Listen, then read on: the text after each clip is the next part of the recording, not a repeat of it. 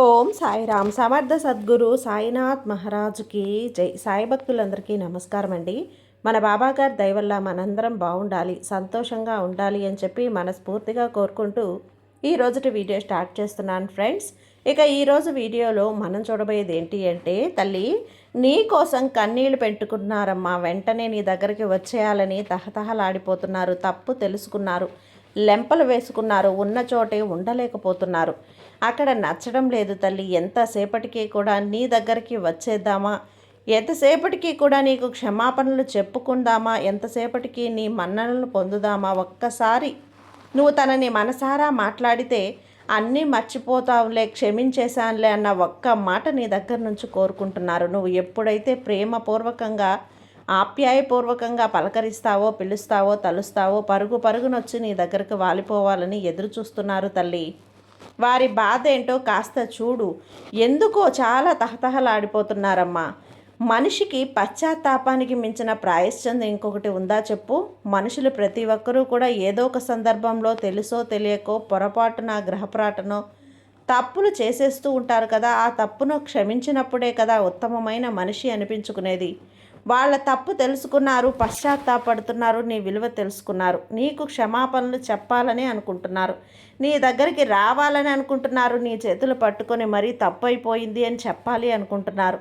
నువ్వు ఒక్క మాట సరేలే నేను అన్నీ మర్చిపోయాను అని నువ్వు ఒక్క మాట చెప్పావే అనుకో, ఆ మాట కోసం ఎదురు చూస్తూ ఉన్నారు బిడ్డ. కళ్ళు కాయలు కాచేలా వెలవెల ఆడిపోతున్నారు, తహతహలాడిపోతున్నారు.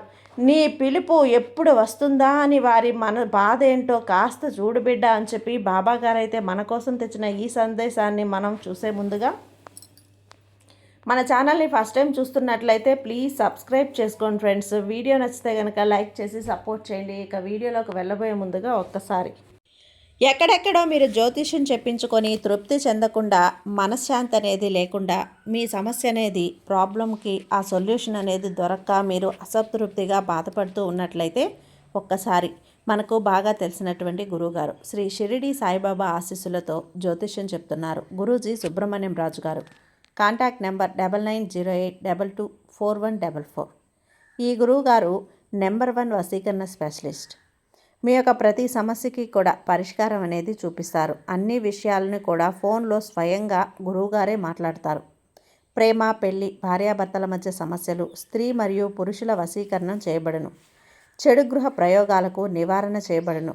మీ యొక్క ఎటువంటి సమస్యనైనా సరే ఫోన్లోనే 24 గంటల్లో పరిష్కారం అనేది చూపిస్తారు. కాబట్టి నమ్మకంతో గురువుగారిని కాంటాక్ట్ అవ్వండి. మీరు ఎక్కడెక్కడో జ్యోతిష్యం చెప్పించుకొని అసంతృప్తి చెంది ఉంటే ఈ గురువు గారి దగ్గర ఒక్కసారి ఫోన్ చేసి మీ సమస్యకు పరిష్కారం అనేది తెలుసుకున్న తర్వాత మీ మనసు ప్రశాంతంగా ఉంటుంది. కాబట్టి నమ్మకంతో కాల్ చేయండి గురువుగారికి. సుబ్రహ్మణ్యం రాజు గారు, నెంబర్ 1 వశీకరణ స్పెషలిస్ట్. Contact number 9908224144. ఇక వీడియోలోకి వచ్చేస్తే, తల్లి నిజంగా వారి బాధని నువ్వు కాస్త గుర్తించమ్మా, గమనించు. ఎందుకంటే వారి బాధను చూస్తూ ఉంటే కనుక నాకే బాధగా ఉంది, జాలి కలుగుతుంది, పాపం అనిపిస్తుంది. ఎందుకంటే ప్రతి మనిషి తప్పు చేయని మనిషి ఎవరైనా ఉంటారా? ఏదో ఒక సమయంలో అవసరానికో, తనను తాను కాపాడుకోవటానికో, ఆ పరిస్థితుల నుంచి బయటపడడానికో ఏదో ఒక తప్పు చేస్తారు, పొరపాటు చేస్తారు, అబద్ధాలు ఆడుతారు, తప్పించుకోవటానికి చూస్తారు, మోసం చేసే ప్రయత్నం కూడా చేస్తారు.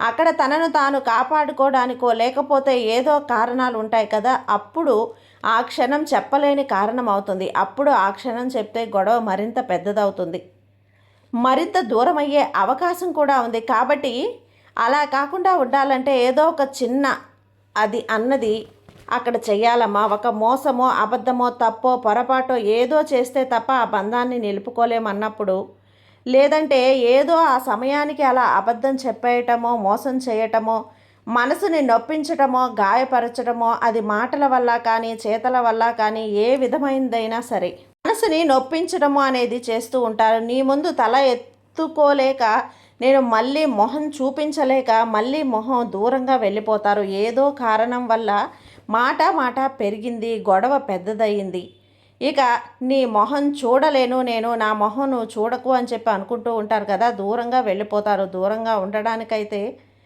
అందరూ ఉన్నారు, కానీ ఇద్దరు కూడా మనసుల్లోకి ఒకరంటే ఒకరికి ప్రేమ, అనురాగం ఉంది. ఆప్యాయత ఉంది. దానివలన ప్రతి క్షణం వారి గురించినే ఆలోచిస్తూ కాలం గడుపుతూ మనసులో బాధపడుకుంటూ కన్నీళ్లను దిగమింగుకుంటూ బాధను దిగమింగుకుంటూ జీవితాన్నే వెళ్ళబుచ్చుతున్నారు. రోజులు కావచ్చు, వారాలు కావచ్చు, నెలలు కావచ్చు, ఏళ్ళు కావచ్చు, ఇలా ఎన్ని రోజులుగా ఇన్ని దినాలుగా తరబడి కూడా ఇదే జరుగుతూ ఉంది. తనను మర్చిపోలేక, తన మాటలు మర్చిపోలేక, తన స్నేహం మర్చిపోలేక, తన ప్రేమ మర్చిపోలేక, తన ప్రేమను మర్చిపోలేక, ఆప్యాయతను మర్చిపోలేక, తన మంచితనాన్ని మర్చిపోలేక ఇద్దరు ఒకరికి ఒకరు ఆలోచించుకుంటూ ఇక్కడ పెద్దగా జరిగింది ఏదైనా ఉంది అంటే అంత పెద్దది కూడా ఏమీ లేదమ్మా, చాలా చిన్న విషయం. కాకపోతే మనసుకు తీసుకొని నొచ్చుకొని బాధపడుకొని నా దగ్గర ఇలా మాట్లాడుతారా, నా దగ్గర ఇలా దాచేస్తారా, నా దగ్గర అబద్ధం చేస్తారా, నన్ను మోసం చేస్తారా, నాకు విలువ ఇవ్వరా, నన్ను పట్టించుకోరా, నేనంటే లెక్కలేదా, ఇలాంటి ఒక చిన్న చిన్న కారణాల వల్ల ఇద్దరు వ్యక్తులు దూరమైపోయారు. వారు స్నేహితులు కావచ్చు, భార్యాభర్తలు కావచ్చు, లేదంటే ప్రేమికులు కూడా అవ్వచ్చు, లేకపోతే బంధువులు అవ్వచ్చు, కుటుంబ సభ్యులు అవ్వచ్చు, బయట వాళ్ళు ఎవరైనా, నీ ఆప్యాయతలు కావచ్చు, ఆత్మీయులు కావచ్చు, ఎవరైనా సరే. ఇలా ఇద్దరు వ్యక్తులు ఇదివరకు ఎంతో ప్రేమగా ఉన్నారు. ఒకరంటే ఒకరికి అభిమానం, ఒకరంటే ఒకరికి చెప్పలేనంటి ఆప్యాయత. ఇలా ఉన్న సందర్భంలో ఎవరో మూడో వ్యక్తి పెట్టినటువంటి ఒక చిచ్చు అనేది కారణం కావచ్చు. అకస్మాత్తుగా మీ ఇద్దరి మధ్య జరిగినటువంటి ఒక వాదన, ఒక మాట, ఒక సంఘటన కావచ్చు, తెలుసో తెలియకో చేసిన ఒక పొరపాటో తప్పో కారణంగా కావచ్చు. ఏంటంటే ఆ రోజు ఇద్దరూ కూడా మొహాలు మార్చుకునేలా మాట్లాడుకునేశారు. ఇక అవసరం లేదు, ఈ స్నేహం వద్దు, ఈ బంధం వద్దు, ఏమీ వద్దు అని చెప్పి బంధాన్ని తెంపుకొని వెళ్ళిపోవాలి అని తెంపుకునేదాకా వెళ్ళిపోయి ఎవరి దోవన వాళ్ళు విడిపోయారు. కానీ ఇప్పుడు పరిస్థితి ఏంటో తెలుసా? రోజులు గడిచాక, వారాలు గడిచాక, నెలలు గడిచాక, సంవత్సరాలు గడిచాక వాళ్ళలో ఎలాంటి మార్పు వస్తుందో తెలుసా బిడ్డ? ఏమనుకుంటున్నారో తెలుసా? నీ భార్య అవ్వచ్చు, నీ భర్త అవ్వచ్చు, దూరంగా ఉండి ఎన్నో ఏళ్ళుగా విడిపోయి ఉన్నారో వాళ్ళలో తపన మొదలైంది, పశ్చాత్తాపం మొదలైంది. తను లేని జీవితం నాకెందుకు, తను ఉన్నప్పుడు నా జీవితం ఎంత బాగుండేది, ఎంత సంతోషంగా ఉండేవాళ్ళం, ఎంత ఆనందంగా ఉండేవాళ్ళం. ఇలా నరకంగా ఎప్పుడూ లేదు కదా. ఇప్పుడు ఏం చేసినా, ఏం తిన్నా, ఏం సంపాదించినా జీవితంలో సుఖం లేదు, ఆనందం లేదు, నెమ్మది లేదు, ప్రశాంతత లేదు. ఇలాంటి బ్రతుకు ఎవరి కోసం నేను బ్రతుకుతున్నాను? తనతో ఉంటే జీవితం అద్భుతంగా ఉంటుంది, అమృతంలా ఉంటుంది, ఆనందంగా ఉంటుంది, స్వర్గం అక్కడే ఉందేమో అన్నంత ప్రశాంతత, నెమ్మది మనసుకు ఉండేది కదా. దాన్నంతా పాడు చేసుకున్నాను కదా. ఒక చిన్న పొరపాటు, ఒక చిన్న తప్పు, ఒక చిన్న మాట, ఆ రోజు నిద్ర లేచిన వేళ ఎలా ఉందో ఏమో అలా జరిగిపోయింది. ఆ రోజు కోపం తారాస్థాయికి చేరింది. ఇద్దరం మాట అనుకున్నాం, దూరమయ్యాం. కానీ దూరమయ్యాక ఎంత జీవితాన్ని పోగొట్టుకున్నాను, తన నుండి దూరం వచ్చాక ఎంత ఆనందాన్ని కోల్పోయాను. నేను ఏ చిన్న తప్పులు చేసినా, చిన్న పొరపాట్లు చేసినా, ఇది తప్పు, ఇది ఒప్పు, అలా వెళ్ళకు, ఇలా చెయ్యి అంటూ నన్ను ఒక చిన్న బిడ్డలాగా నడిపించే ఆ వ్యక్తి లేకపోవటం వల్ల నా జీవితం ఒక అస్తవ్యవస్థంలో ఉంది, గందరగోళంలో ఉంది. ఏం చేయాలో దిక్కుతోచని స్థితిలో ఉన్నాను. సరైన నిర్ణయాలు తీసుకోలేకపోతున్నాను. సమయానికి తిండి లేదు, సమయానికి నిద్ర లేదు. ఎక్కడ ఉంటున్నాను, ఏం చేస్తున్నాను, పడుకుంటున్నానా, లేస్తున్నానా, తిరుగుతున్నానా, పని చేస్తున్నానా, ఏమీ కూడా అర్థం అవ్వట్లేదు. నా మనిషి, నా మేలు కోరే వ్యక్తి నా స్నేహితుడు అవ్వచ్చు, నా స్నేహితురాలు అవ్వచ్చు, నేను ప్రేమించిన అమ్మాయి అవ్వచ్చు, ప్రేమించిన అబ్బాయి అవ్వచ్చు, నా భార్య అవ్వచ్చు, నా భర్త అవ్వచ్చు, నా బిడ్డ అవ్వచ్చు, నా తల్లి అవ్వచ్చు, నా తండ్రి కూడా అవ్వచ్చు, నాతో తోడబుట్టువులు అవ్వచ్చు, నా బంధుమిత్రులు అవ్వచ్చు. వీళ్ళకు దూరం అయ్యాను కదా. ఆ వ్యక్తి నన్ను ఒక మంచి దారిలో నడిపిస్తారు కదా, నా మేలు కోరుతాడు కదా, ప్రతి క్షణం నా బాగోగులు పట్టించుకుంటారు కదా, ఎంతసేపు నేను ఆనందంగా ఉండాలి తపన పడతారు. అలాంటి వ్యక్తి ఒక మాట అన్నా కూడా నేను పడలేకపోయానే. ఆ రోజు ఒక్క క్షణం ఆగి ఉన్నా, ఆలోచించిన ఇంత ఆనందాన్ని, ఇన్ని రోజుల నా మంచితనాన్ని, ప్రశాంతమైనటువంటి జీవితాన్ని నేను కోల్పోయేదాన్ని కదా. ఎందుకు ఇలా చేజేతులారా జీవితాన్ని పాడు చేసుకుంటున్నాను అంటూ కన్నీళ్లు పెట్టుకొని పశ్చాత్తాపడుతూ మళ్ళీ ఇప్పుడు నీ దగ్గరికి రావాలి అంటే నువ్వు రాణిస్తావో లేదో, ఇక తనని క్షమిస్తావో లేదో, నీకో కోపం తగ్గిందో లేదో, తనను ఆహ్వానించేంత నీ జీవితంలోకి తనని తీసుకునే ఆ పరిస్థితిలో నువ్వు ఉన్నావో లేదో అని చెప్పి అనుమానిస్తున్నారు, ఆలోచిస్తున్నారు, భయపడుతున్నారు, బతుకుతున్నారు, జంకుతున్నారు, ఆగిపోతున్నారు. వాళ్ళ ఆ ఉబలాటాన్ని, ఆ తహతహని, బాధ పెట్టని కొంచెం గమనించు బిడ్డ. నిజంగా మార్పు వచ్చింది తల్లి వాళ్ళలో. ఇంకా చెప్పాలంటే నీ కాళ్ళు పట్టుకొని బతిమలాడుకోవటానికి కూడా సిద్ధంగా ఉన్నారు. మరి కాళ్ళు పట్టించుకుంటావా వద్దా? మాట చాలు కదా, కళ్ళల్లో నీళ్లు చాలు కదా. వాళ్ళు నిజంగా మనుషుల్లాగా మారారు. నీ విలువ తెలుసుకున్నారు, నిన్ను అర్థం చేసుకున్నారు. వాళ్ళు చేసింది తప్పని గ్రహించారని తెలియటానికే కళ్ళల్లో వచ్చే కన్నీటి బొట్టు చాలు కదా బిడ్డ. ఆ కన్నీటి బొట్టు చాలు. కాళ్ళు పట్టుకోవాలా వద్దా? కాళ్ళు పట్టించుకునేలా నీ సంస్కారం తగ్గిపోతుంది కదా. నీ సంస్కారాన్ని తగ్గించుకుంటావా? వద్దు కదా.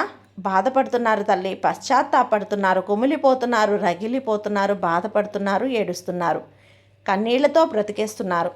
అక్కడ ఉన్న చోట నచ్చక, ఉన్న జనాలు నచ్చక, ఎంతసేపటికి కూడా నీ సాంగత్యం కావాలని, నీ స్నేహం కావాలి అని, నీ ప్రేమ కావాలని, నీ అనుబంధం కావాలని, నీ ఆప్యాయత కావాలి అని తహతహలాడిపోతున్నారు. నీ కోసం తహతహలాడిపోతున్నారు. ఉన్న చోట నిలవలేక నీ దగ్గరికి రావాలి అని చెప్పి ఏం చెయ్యాలో దిక్కుతోచని స్థితిలో ఉన్నారు. ఒక్కసారి వారి తప్పుని మన్నించు బిడ్డ. మనస్ఫూర్తిగా వారిని ఒక్కసారి రమ్మని కబురు పెట్టు, రమ్మని పిలువు. నీ నోరారా నువ్వు పిలిస్తే వచ్చి నీ దగ్గర వాలిపోతారు. చిన్న బిడ్డలా, పసిబిడ్డలా ఇంకెప్పుడు కూడా తప్పు చెయ్యను, నన్ను మన్నించు, నన్ను శిక్షించు, నీ స్నేహం కావాలి, నీ మాట కావాలి, నీ మంచి కావాలి, నీతో నీ జీవితాంతం ఉండిపోతారు బిడ్డ. అలా నిజంగా వాళ్ళల్లో పశ్చాత్తాపం అనేది వచ్చింది తల్లి, పశ్చాత్తాపం కలిగింది, తప్పు తెలుసుకున్నారు. ఒకసారి నువ్వే నీ జీవితంలో వెనక్కి వెళ్ళి ఆలోచించు. నువ్వు అంతలా ఏ వ్యక్తిని బాధ పెట్టావు, ఏ వ్యక్తికి దూరంగా ఉన్నావు, ఏ వ్యక్తి నీ కోసం తహతహలాడుతున్నారు. ఒక్కసారి ఒక 5 నిమిషాలు కళ్ళు మూసుకొని ఆలోచించు. అప్పుడే నీకు అంతా కూడా కళ్ళ ముందు మెదులుతుంది, నీ కళ్ళ ముందు కదులుతుంది. ఎందుకంటే ఒక మంచి స్నేహితుడు కావచ్చు, స్నేహితురాలు కావచ్చు, ఒక మంచి ప్రేమికుడు కావచ్చు, ప్రేమికురాలు కావచ్చు, భార్య కావచ్చు, భర్త కావచ్చు, కుటుంబ సభ్యులు కావచ్చు, ఇలా విడిపోయారు, దూరంగా ఉంటున్నారు. కోపంలో ఇన్నేళ్ళు గడిపేశారు, ఇన్ని నెలలు, ఇన్ని వారాలు, ఇన్ని రోజులు గడిపేశారు. ఇప్పుడు మళ్ళీ ఆరాటం అవ్వాలని కోరుకుంటున్నారు. నువ్వు ఎదుటి వాళ్ళని క్షమాపణ చెప్పి రారమ్మని బతిమలాడి వాళ్ళని నీ జీవితంలోకి తెచ్చుకుంటే వాళ్ళు ఎన్ని రోజులు ఉంటారో నీకు నమ్మకం ఉండదు. ఉంటారో లేదో కూడా తెలియదు. కానీ ఎదుటి వ్యక్తి తన తప్పు తెలుసుకొని తను చేసింది తప్పు అని నిన్ను క్షమాపణ కోరి నీ జీవితంలోకి రావాలని తహతహలాడుతున్నారు చూడు. జీవితాంతం నీ దగ్గరే ఉండిపోతారు తల్లి.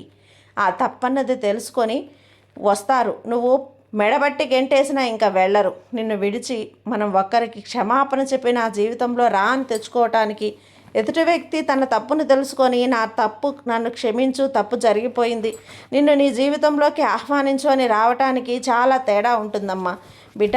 అవకాశం నీకు రాబోతుంది కాబట్టి మంచి మనసుతో, గొప్ప మనసుతో ఆ వ్యక్తిని మళ్ళీ తిరిగి ఆహ్వానించు. ఇదివరకటి కంటే మీ బంధం ఇంకా మాధుర్యంగా ఉంటుంది. ఏ బంధమైనా అవనివ్వు, కానీ ఎక్కువ ఆలస్యం చేస్తే అటువైపు వ్యక్తి బాధపడతారు. ఆ బాధలు, దుఃఖంలో జరగరానిది ఏదైనా జరిగింది అనుకో, చేసుకోరానిది ఏదైనా చేసుకుంటే అలాంటి ఒక ఆలోచన మనసులోకి వస్తే ఒక్క క్షణం కూడా ఆలస్యం చేయకు బిడ్డ. ఆలోచించు.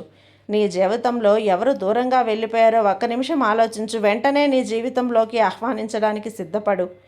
నీ జీవితంలోకి వాళ్ళను తీసుకో, నీ జీవితంలోకి వాళ్ళని పిలుచుకో. ఎందుకంటే క్షమాపణను మించిన గుణం ఇంకొకటి ఉంటుందా? కాబట్టి ఆ క్షమాగుణం నీ దగ్గర ఉండాలి బిడ్డ. ఎప్పుడూ కూడా సంతోషంగా ఉండాలి. ఎదుటి వ్యక్తిని ఎప్పుడూ కూడా బాధపడకూడదు. తప్పును తెలుసుకున్నారు కదా, పశ్చాత్తాపడ్డారు కదా, అంతకన్నా నీకు ఇంకేం అవసరం చెప్పు. కాబట్టి జాగ్రత్త, ఎక్కువ ఆలస్యం చేయకు. జాగ్రత్తగా ఉండమ్మా. బాబా మీద నమ్మకంతో ఉండు, నీకు అంతా మంచిగా జరుగుతుంది. నీ సాయి నీకు తోడుండగా నీకు భయం ఎందుకు చెప్పు. సర్వే జన సుఖినో భవంతు. జై సాయిరామ్.